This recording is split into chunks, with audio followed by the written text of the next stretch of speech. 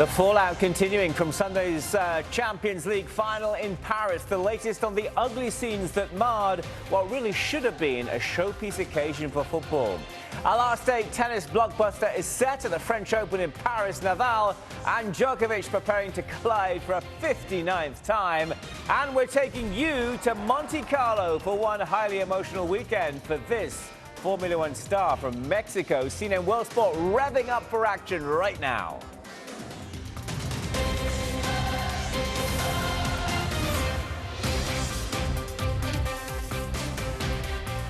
Hi there, welcome to World Sports. So many questions and still so many answers we are seeking. This amid the fallout from those ugly scenes and really distressing scenes too from the fans' perspective over the weekend that marred the build-up to Saturday's Champions League final between Real Madrid and Liverpool. We'll get to the very latest on it all, reaction and analysis as well from our team on the ground in the French capital. The match itself, though, won by Los Blancos. Just the one goal was enough.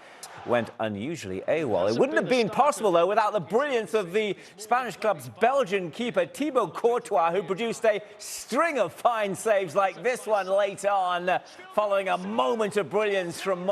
There was a magazine in March that didn't put me in the best 10 goalkeeper, so yeah, I don't know. That I think is a lack of respect, but that's not... I don't say they have to put me in number one. I don't mind. There's Alisson is a great goalkeeper, Mendy is great goalkeeper, Oblak, Ederson. There's really a lot of great goalkeepers. I don't say you have to put me number one, but that after a season like this, they don't put you in the number, like in the first 10 is strange. And secondly, yesterday also I saw plenty of funny stuff coming out of England. So yeah, I guess it's to do with how I left Chelsea, but I think it's how it was. I won twice Premier League in England, and I don't think I ever get really recognized for it. Coming back to Madrid was a huge success for me. It's true right now that I'm not thinking of the titles I've won. What I'm thinking about is how happy I am that Real Madrid has been able to make the Real Madrid fans happy. That for us, the players, for Thibaut Courtois, who won his first Champions League, I told Thibaut, and he can confirm this, I said, I will take you to the final, and then you will win the final. He won the final. Just an extraordinary story, no question about that. Well, the match itself, set off the top of the show, overshadowed by events leading up to kick-off. UEFA, that's European footy's governing body, delaying the start of the game by 35 minutes, calling what it cited as security issues, but that didn't even begin to tell the full story. UEFA adding later in the day that the issue caused by people without valid tickets trying to enter the stadium, and that tear gas was used to maintain control, and that the turnstiles became blocked by thousands of fans who'd purchased fake tickets, which did not work. Really distressing scenes indeed for those fans involved. Tear gas used by French police as supporters were held in tightly packed areas as well. Right around the Stade de France, it caused widespread safety fears to spread amongst those who were there. We have those images, fans crammed into fenced areas as well, after a real bottleneck forming around one particular tight entry point at the Liverpool end as well. Well, Liverpool Football Club requesting a formal investigation into those scenes that played out in the French capital. And on Sunday, Liverpool CEO Billy Hogan speaking out via Twitter, the stadium entry and the breakdown of security in the perimeter, absolutely unacceptable. And frankly, the treatment of our fans as well. We want to make sure we get the facts and provide those facts to the relevant authorities. Over the course of the coming days, we'll be setting up a mechanism for supporters to reach out to us directly. And Merseyside police, who attended the match in an observatory and advisory capacity, saying now the vast majority of fans behaving in an exemplary manner, arriving at turnstiles early and queuing as directed, according to Merseyside police. Let's get the perspectives now of one supporter, Paul Machin of the Redmen TV, who was at the game in Paris. What I saw last night was a totally and utterly reprehensible behaviour from the French police, who were an absolute disgrace from minute one almost. A borderline criminal lack of organisation from UEFA, and a stadium and surroundings completely ill-fitted for the occasion which it was due to host. It was an absolute nightmare, and for me this was the worst of the experience, where we just, there's the point when my wife Charlie just says, stay away from the police. Keep away from, stop walking towards the police. I don't feel safe around the police, which is the most backward statement I could possibly think of. People whose job it is to protect you, to make you feel safe in the environment that you're in, were the aggravators, who you didn't want to be near them. Yeah, really concerning stuff. Well, let's send it out now to Paris and join our team on the ground there. CNN World Sports' Alex Thomas and CNN senior analyst Darren Lewis, both of whom attended Saturday's final at the Stade de France. In the end, the Champions League final as a footballing spectacle was maybe not quite as entertaining as we hoped, but all that was overshadowed by events off the pitch which were far more serious, Darren. What did you see in here? Well, before the match, Alex, I was dressed in a suit. We'd just finished our preview of the game from our live position, and I was with some Real Madrid fans trying to get in through a very tight area, and I became aware that there were thousands of people in a very confined space, and I was worried. And as I got through, a couple of people, believing I was some sort of official, came up and said, look, there are fans and they're trying to get in without tickets. They have photocopies of tickets on their phones rather than actual tickets, and I alerted a steward to it, and I looked as though they would have the situation contained, but as we saw, in the end it turned out to be chaos and carnage. And after the match, I've never been so concerned for my safety in 22 years of covering football, Alex, because I'm 6'2". I was walking through across a bridge from the stadium to the main roads to get to safety. I was in a very confined space. I looked around me, there were men, women, children, and they were all as concerned as I was. It was just a really uncomfortable night of football, and I think, and I understand why there are so many people wanting answers to their questions over why it was so badly handled. I mean, you were caught in a crush with no escape route, and that's particularly sensitive to a club like Liverpool, who lost 97 fans famously at the Hillsborough tragedy. And not only did they lose fans in a crush because of police incompetence, but they spent decades trying to clear their names because of police corruption and incompetence. And luckily we're in a different era now. Yes, indeed. But what we have now, because of that, is the aid of social media. In the past, when it was the authorities, the establishment's word against the fans would not be listened to. Now people at home can see what we saw yesterday. Some of the footage on social media, very damning in relation to the handling of the whole night. And not just that, but fellow journalists that we spoke to, you know, absolutely. It's not a question mark as to how heavy-handed the police were. We know and trust people that we worked alongside for years who were in the middle of it, and indeed were told not to film the police because I think they realised how they were handling the fans wasn't in the correct way. And do you think UEFA will be true to their word in terms of looking thoroughly into this? Well, I know that UEFA have taken already the match report from the delegate, and that does have an outline of what happened yesterday in it. The police will obviously submit their report as well, and then I think the two parties will meet, because we cannot have scenes like we saw on Saturday night again. Yeah, and interestingly, it's a situation where you've already had French authorities try and put the blame on English and British football fans as they described it, but clearly they have questions to answer because they're going to host the Rugby World Cup in a year's time, and then 12 months after that an Olympic Games too. So plenty for France to prove that it can safely in the future stage a sporting event, because they got it badly wrong at this Champions League final. Thank you so much, guys. Our team on the ground there in Paris, Darren and Alex. Well, next up, we're going to be staying in Paris for the very latest from the French Open, why Nadal Djokovic fans wanting a blockbuster quarter-final matchup just got their wish.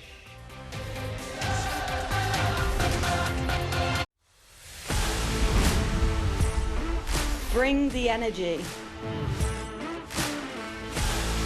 Welcome to the draft. Team Series London goes to Team Callum. 3 pros, 1 amateur. Let's go.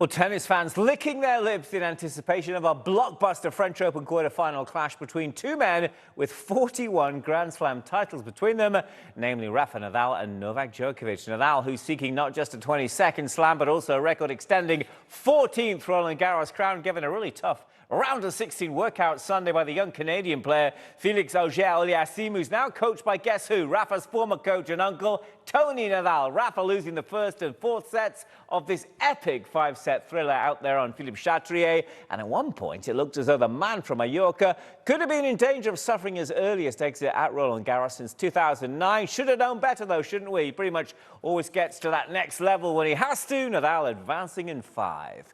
Djokovic booking his spot in the last 8 by seeing off the Argentine veteran Diego Schwartzman in straight sets. In fact, the world number 6 hasn't even dropped a set yet. World number 1, I should say, hasn't even yet dropped a set at this year's Roland Garros. 12 sets played, 12 sets won. Only one set has been closer than 6-3 as well. The Serbian looking to tie Nadal's record, 21 Grand Slam titles. All right, let's break away now from Paris, head to northwest England for Liverpool's homecoming parade. Now, have to say, not how the Reds would have planned it exactly after the weekend Champions League final defeat to Real Madrid, but still so much for them to be proud of this season. Thousands showing up to pay tribute to the men's team, which also fell short in the race for the Premier League title, but did win the English League and FA Cups. Liverpool women also part of the celebrations after their championship trophy triumph. That was last April. Ravi Uber now from right there in Liverpool Sunday. Overcast and gloomy skies greeted Liverpool on Sunday before a spell of sunshine. The mixed conditions matching the bittersweet feelings of Liverpool fans as they came out in force for a victory parade. The parade was announced in mid-May after Liverpool had already won the League Cup and FA Cup, with the club still on course for an historic quadruple. But the margins in football and sport are often thin. The Reds won those trophies on penalties. Missing out on the English Premier League by a point, coupled with defeat in Saturday's Champions League final by a single goal, many fans have been left to ponder what might have been. It was really disheartening, and especially we hadn't got over the heartbreak of last week either. So it was really difficult, but I think this parade now has given us something to look forward to and to just remind us how lucky we are to be Liverpool fans. We thought it was going to be a four, but it's only, sadly enough, it's just 2. But 2's better than none. I feel like distraught. I'm happy though because we won 2 trophies. We played all the games we could have. We played our best, but next season we get all 4. And these fans will be back rooting on Liverpool next season, the quadruple in the rearview mirror. And the last time they lost the Champions League final in 2018, they won it the following year in 2019. And next year's Champions League final is only going to be held in Istanbul, the site of that massive comeback against AC Milan in 2005. Now this season will take a little more digesting before Jurgen Klopp's men will go again in August.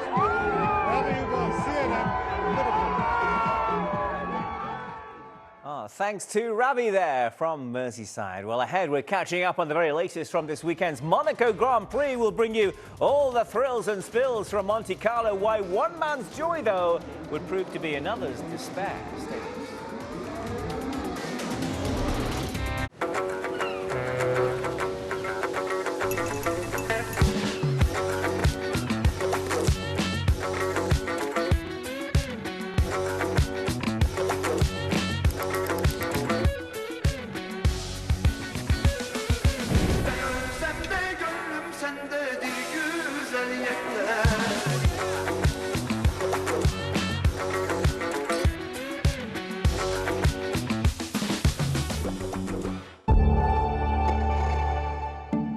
What are the leading companies going to be talking about in the next 2 to 3 years from a talent perspective? It will be about skills. It will be about the use of AI to help their people develop their skills and to transform organizations. We know that skills are becoming obsolete very fast because of the change in digital and the use of technology.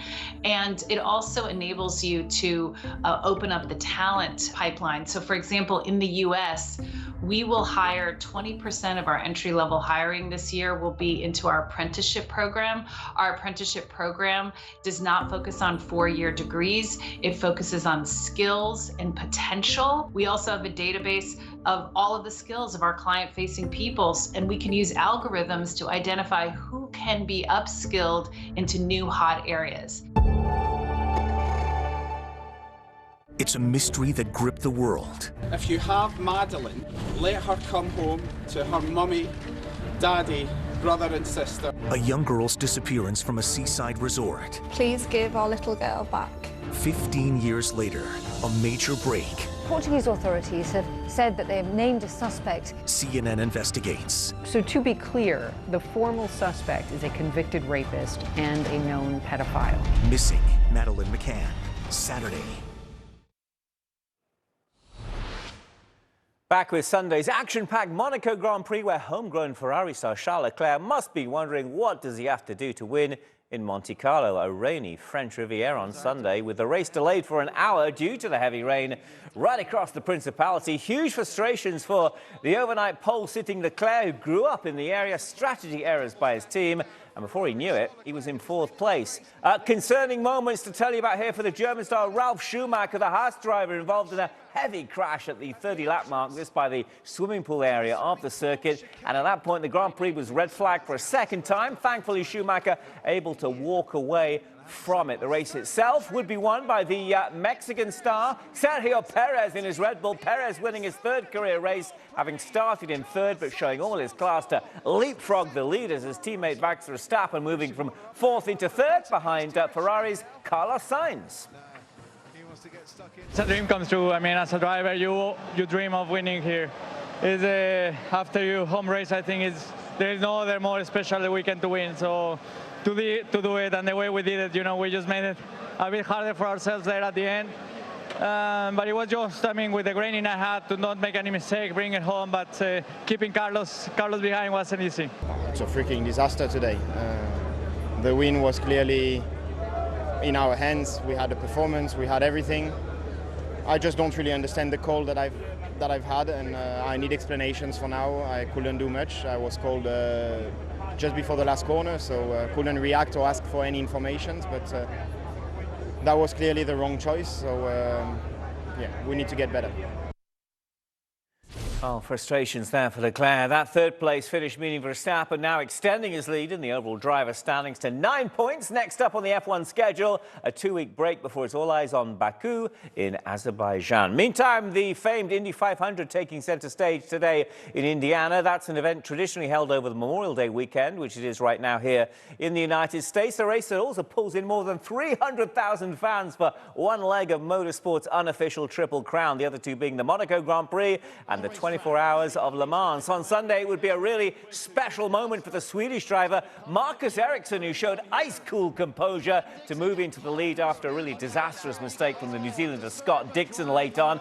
Dixon looking to be the likely winner with the strongest car until a speeding violation on his final pit stop, knocking him out of position to take the checkered flag. Sheer elation, though, for that man Ericsson, who records his first Indy 500 victory, and he's now just the 2nd driver from Sweden to triumph at IndyCar's marquee event.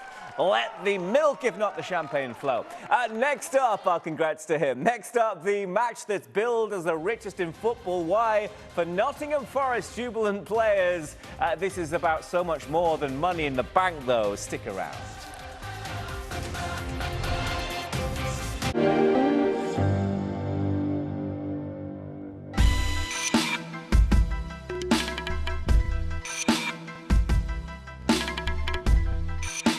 I'm Barry Hurst, Energy and Sustainability Director at Schneider Electric. Schneider Electric was ranked the world's most sustainable company in 2021 by Corporate Knights, and it drew a lot of attention to what we've been working on now for over 10 years. So I think the important thing to emphasise is that it's a long-term commitment and that it takes a lot of organisation to really make big strides. So the advice I would give is do strategy and action in parallel. We see a lot of companies who have a strategy but are unsure on how to implement it, and we see companies that want to get action but don't have a clear strategy. So I would say always do the two in parallel if you want to get maximum impact and really accelerate your journey. What's it like to be Barry Manilow? He writes the songs that make the whole world sing. Oh, look, a piano. Oh, imagine that. Fans love him. You're one of my idols. Critics, not always. It wasn't just one critic, it was all of them. Join me as I ask Barry Manilow about being famous. There were a couple of years there that I was a brat. Being inspired. My proudest moment as a songwriter. And being an icon for decades. Being Barry Manilow, Tuesday on CNN.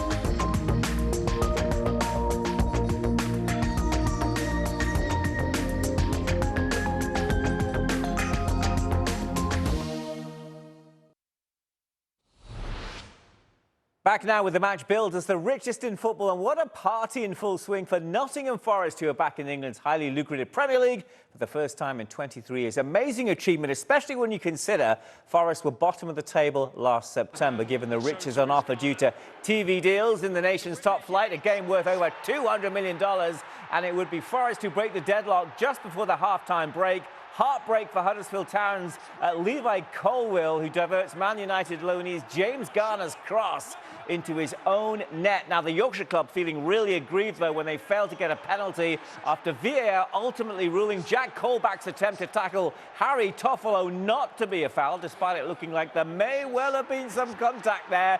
Forest back-to-back champions of Europe, remember, under the legendary Brian Clough, back in the big time this weekend. Over 80,000 packing in to see it at Wembley, and our congratulations to them.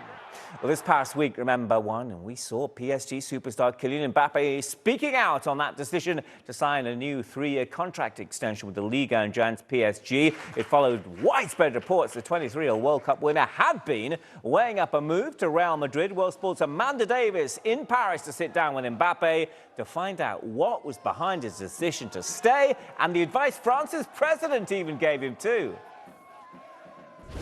Lovely to see you. You've said you very much wanted to make sure you were making the right decision. Ultimately, how difficult a decision was it to stay here?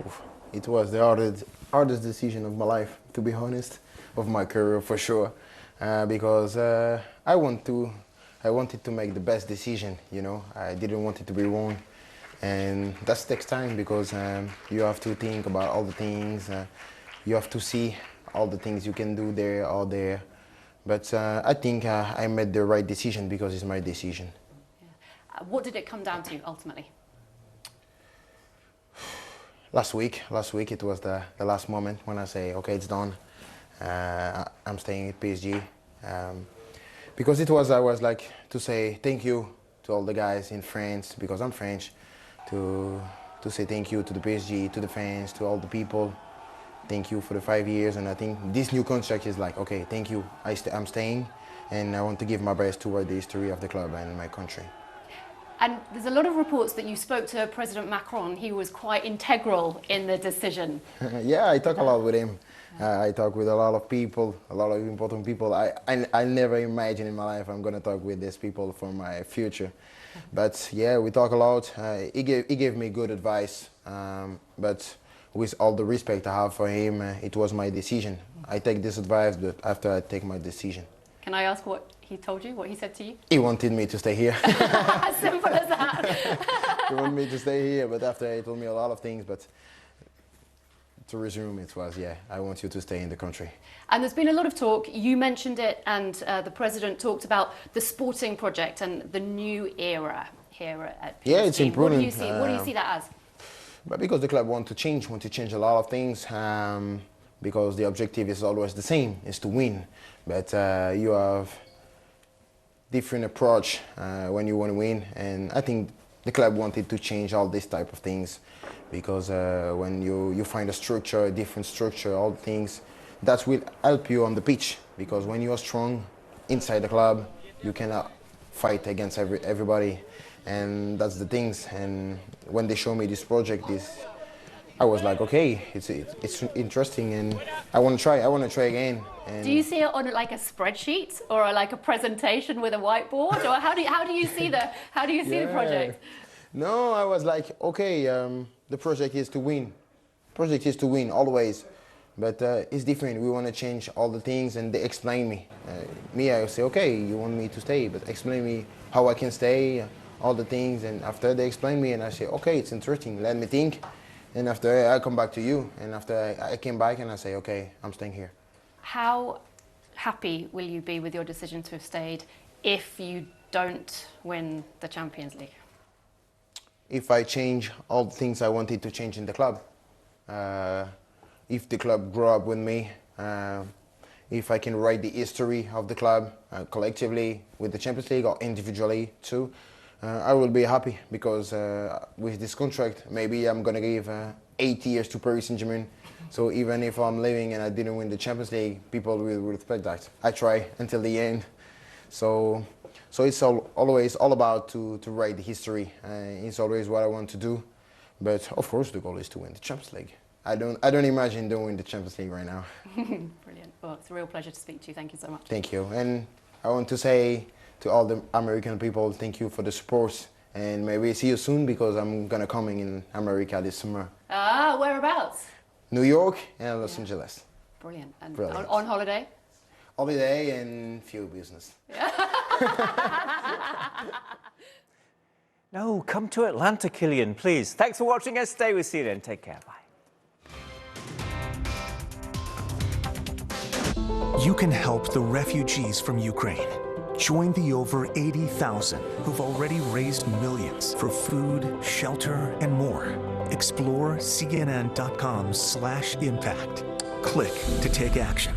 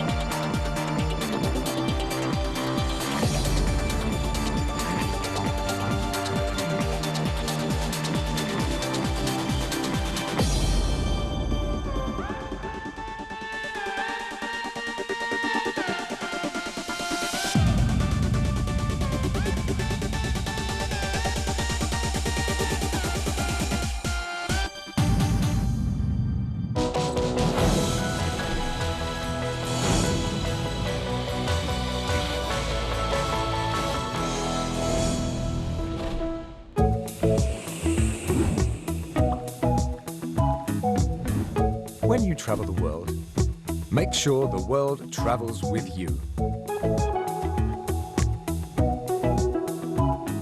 Check in, log on, and get connected with all of the latest developments at your fingertips. CNN Partner Hotels. Connected to your world. Afghan women are afraid that this is the beginning of your efforts to erase them from the workspace. Malumnis, it's not clear. Even if we appear with the burqa, maybe they will say that women's voices are forbidden. Did you ever imagine that you would be prevented from going to school? Girls' education is fundamental to the dignity of Afghan life. Do you believe that young girls will be allowed to go to school here in Afghanistan? This is CNN. More people get their news from CNN than any other news source.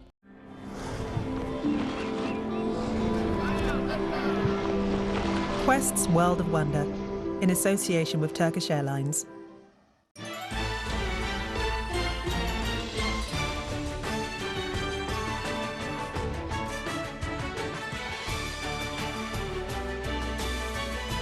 Hello. Gorgeous. This is what a vacation looks like.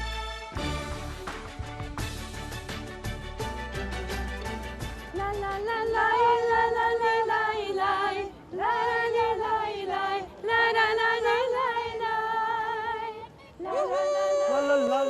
la la la la la. I have been in Izmir merely a matter of hours. And already I'm being warmly welcomed by the ladies of the Fancy Women's Bike Group. They are singing songs I don't know, but humming along seems to work well.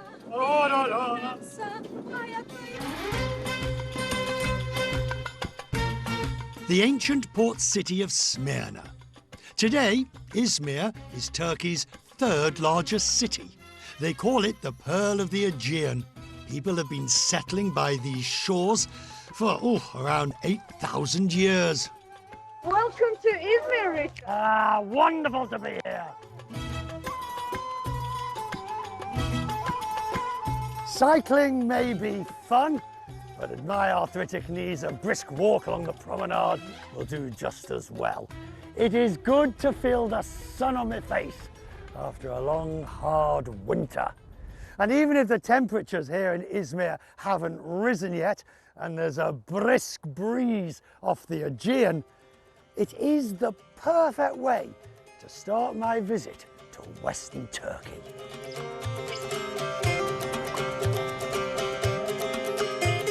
I'm here before the tourist hordes arrive.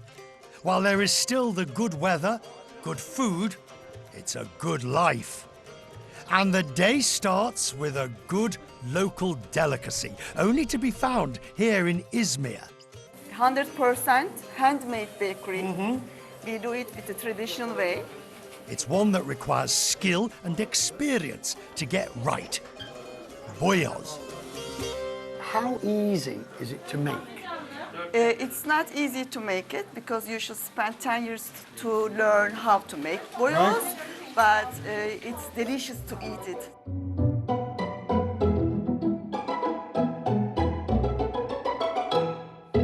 A perfect challenge if ever I heard one, for me to embarrass myself having a go. Assuming I can get up these very steep stairs. Those knees again. So the dough contains only flour, water, and salt. So he's gonna turn the dough in the air. This is how it's supposed to be done. It's all in the muscle memory for the master baker. No recipe required. And everyone's handmade? Yeah. But machines can make it? No, there's no machine to make boyoz. Where does this come from? Actually, boyoz belongs to Sephardic Jewish people's kitchen. They moved to Izmir more than 400 years ago. So when they come, they bring their culture actually and their kitchen actually. So since beginning of 20th century, boyoz belongs to Izmir. Bearing in mind that they make 1,500 of these a day, so that means there has to be 10 in a rack, so there's 150 of these have to be done. And so to the moment we've been waiting for. I shall try not to disappoint.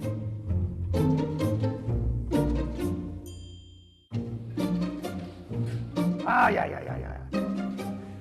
Well, it was going well. There we go.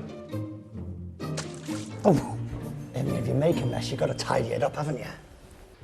If in doubt. It's supposed to be getting longer, but it's actually getting smaller. But you won't notice if I just go a bit like this. I've got bad news for you. You're going to go out of business if I do this. I'm almost embarrassed to offer this to the oven. Let's assume I don't fall down these stairs and kill myself. Come on.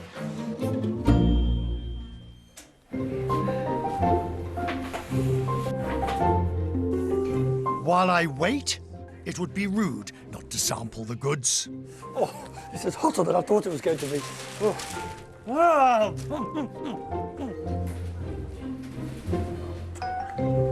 I'm like a child who can't wait. I'm paying the consequences. My mouth is now burned. I've got chocolate everywhere, and I can't stop.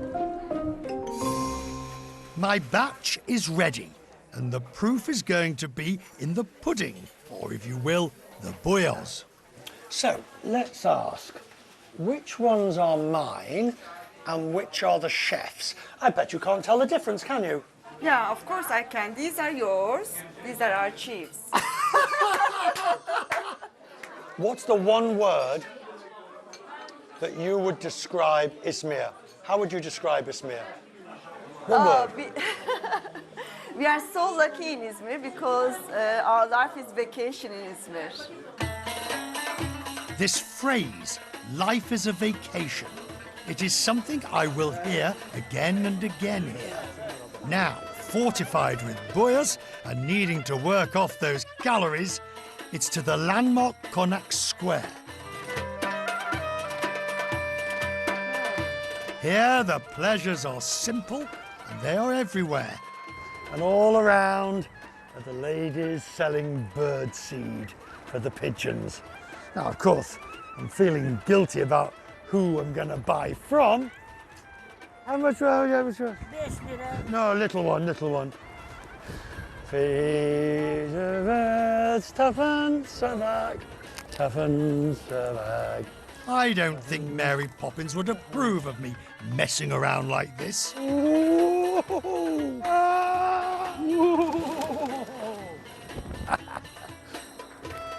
I enjoyed that. Who's the bigger kid here?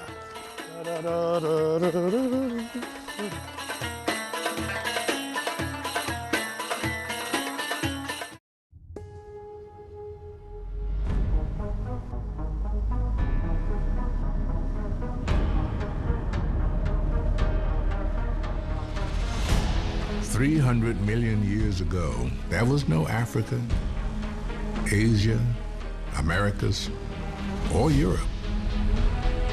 Just one big supercontinent, Pangaea. And today, there is still a force connecting those divided by distance, reversing millions of years of rifting.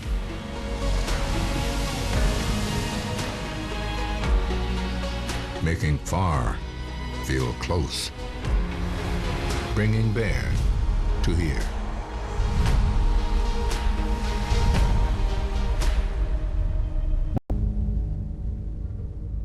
Turkish Airlines.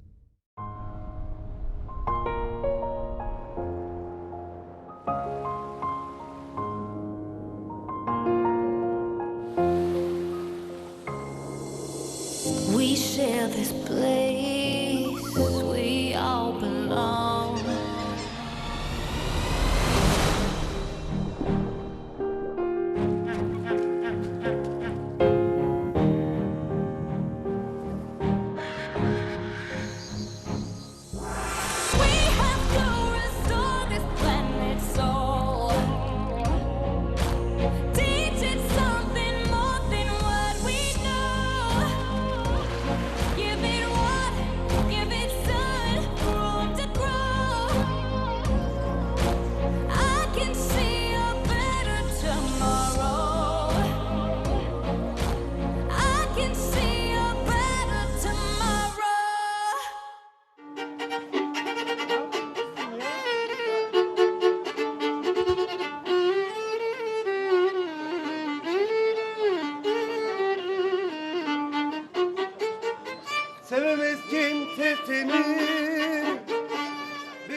Izmir is a smorgasbord of religions, with the great Abrahamic faiths all here.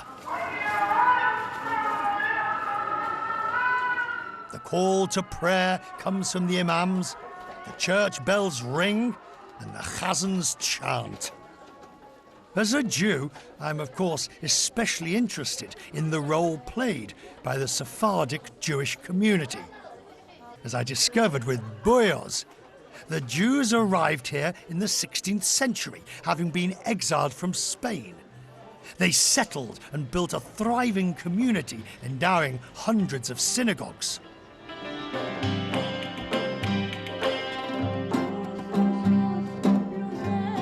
And all the synagogues, there were dozens at one point. I mean, there's one, two on the other side, that's 4. This one here, that's 5, all back to back. Imagine what it must have been like on Shabbat or High Holy Days with all the chazans and all the rabbis, eh? 3 more around the corner from here. Today, a mere handful remain that Dilda Goenka is delighted to show me. Hevra, Shalom is over there. And these are the ones that are still here? Yes. Not versus the ones that have gone? Absolutely. Where are you from? From Izmir. Born in Izmir, and well, from one side, from my father's side, it's been 2 generations. From my mother's side, more than that, they are from Izmir.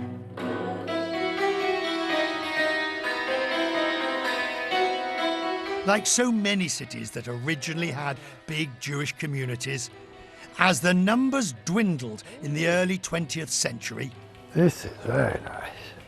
So these shuls were neglected and then closed. Well, look at this. It's a really uplifting sight to see here several synagogues lovingly renovated, restored as cultural heritage sites. This is beautiful, isn't it? Such beautiful detail. I'd love to have seen a Shabbat service here.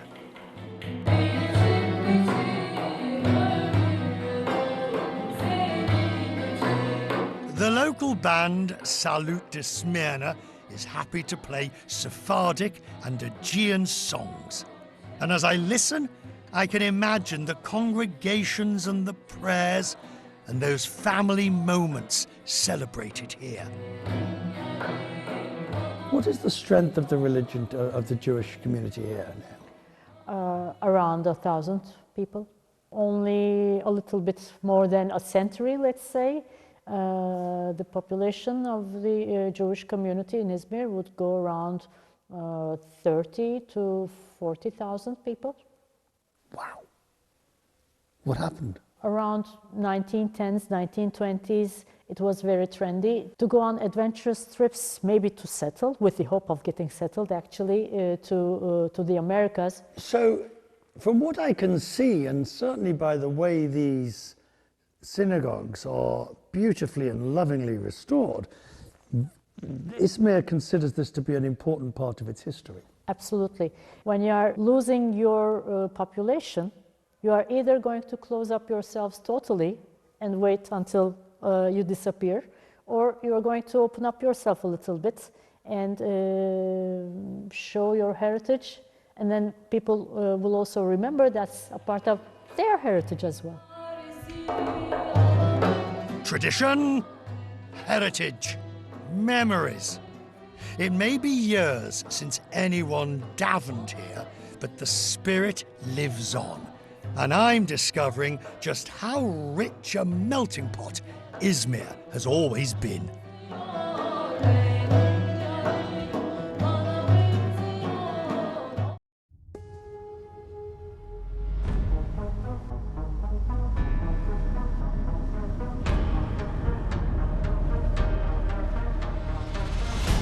$300 million years ago, there was no Africa, Asia, Americas, or Europe. Just one big supercontinent, Pangaea. And today, there is still a force connecting those divided by distance, reversing millions of years of rifting.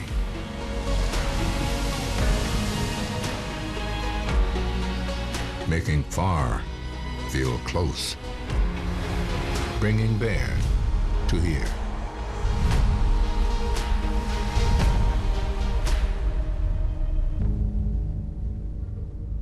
Turkish Airlines. I would describe One World as compelling, inclusive, and original. One World with Zain Asher, weeknights on CNN.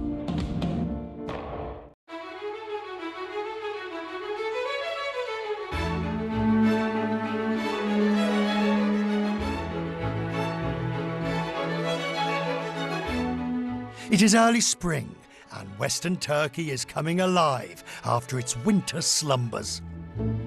In a few months, these trees will be heaving with fruit, and the area will be bustling with tourists.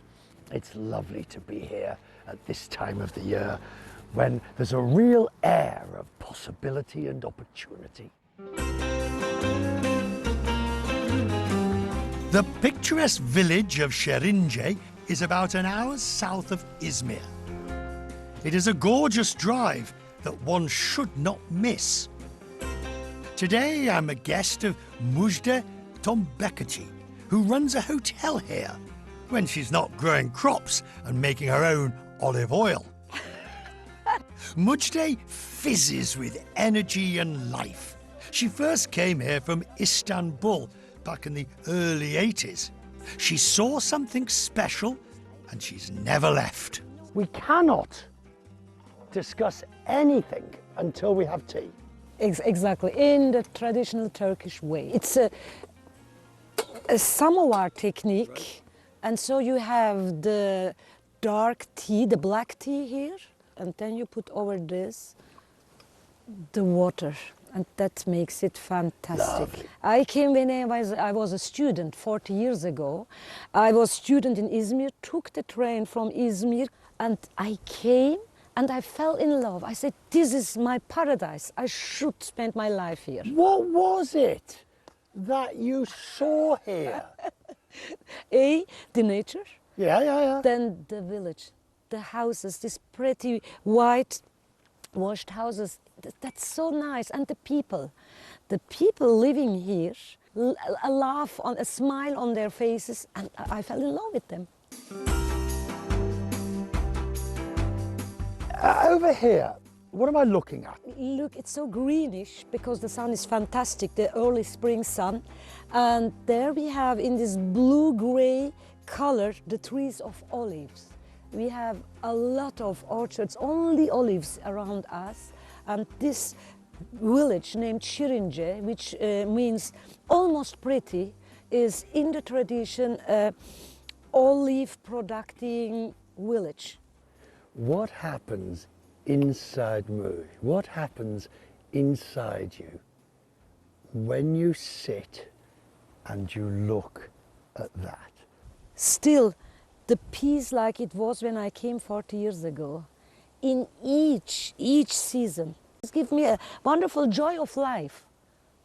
That's maybe the meaning of this village for me, the joy of life.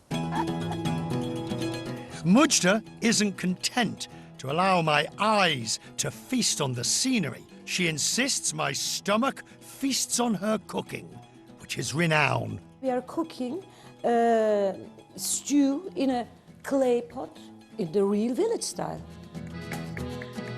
Everything should be very, very quick. In the village, you have to do it in 10 minutes and then go to work. Would you like to cut something? I don't mind doing a bit of cutting.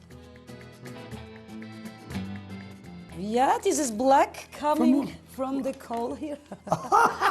I thought my pen had leaked. Look, it's ready. And this is the best olive oil that you can find. Would you like to smell that? The olive oil, isn't it nice? Not everybody's got a fireplace. You can build it in your kitchen. Oh. Next project. Yeah, they'll love that. They'll love that on the 23rd floor. Look how nice it looks. Can you listen? The bubbling. The bubbling. Yeah, and the smell. I think we're ready. Then we say, Bismillah. The smell of the village. Mujde has many talents, and amongst them, giving me a tour of the reason I came here in the first place, Ephesus. This is an ancient city, only a stone's throw from her village, where tourists from around the world visit to marvel at archaeological wonders. Mujde is mother, Arslan is son. She is the tour guide, he's the ancient historian. He'll give me the facts, she'll give me the feelings. And like a well-rehearsed double act, they go back and forth, enhancing each other's stories and enriching my visit. Ephesus was a major city of the Roman Empire. It's one of the wealthiest cities in the Eastern Mediterranean. Marble, you can see everywhere marble and mosaics and wonderful sculptures. Right now we're in the center of the city. The facade that you see over there is the facade of an ancient library. It's called the Celsus Library. It was built by one of the most important citizens living in this city. Can you imagine? You enter in a marble place in this library full of columns and nice ladies, and you're in another world. This was called the Courettes Street. The Courettes were the nobility in Ephesus. So the streets were lined with their statues. It gives you the feeling of luxury. The luxury and the richness of a town which is fantastic built. If I can tap you on the shoulder and send you back there, what's the one thing you would like to see? I would want to walk the streets of Ephesus because we are told that the people dressed here so lavishly, so luxuriously. I would want to see that pageantry going on. I'm a cook, and the smells are so important. And in the ancient time, there was a fast food restaurant named Thermopylae. I would like so much to go there, pay a penny, and eat whatever they cooked. In one day here, I have gorged on wonderful views. She says if I drop the coin, you can hear. I don't think so. Did you hear that? Yes. And enriched my mind and soul with ancient civilizations. Don't worry, I'll be here all week. And I haven't finished yet. Egypt is transitioning towards a sustainable, circular economy. Through the opening of the Gabal al-Asfar wastewater treatment plant, it is using treated water to irrigate agricultural land and is producing organic fertilizers.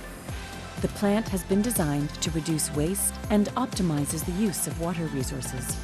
It generates electricity and saves carbon emissions, ensuring that over 8 million people across the country live better, healthier lives. Our mission here at CNN, the news comes first. More breaking news that we are following right now. Welcome to the Situation Room. We have breaking news. This is CNN 10. My name is Carl Azus. I'll be your explainer-in-chief. Relevant stories, complex issues explained, all in 10 minutes. CNN 10, a virtual learning resource you can use at home. Stream at cnn.com/CNN10.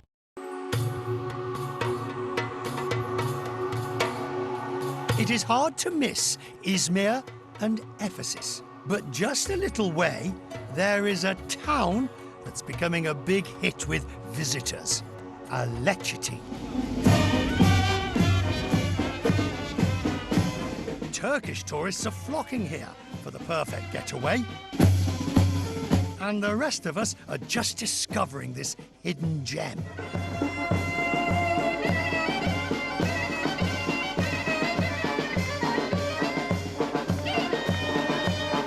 Shining sun, crisp air, and people visiting from far and wide for the local herb festival. I'm not sure what or why I'm wearing this garland. Okay. But when in Rome, Perihan Akbulut knows every nook and cranny and is going to show me around. This is what we call labada, but in Latin language it is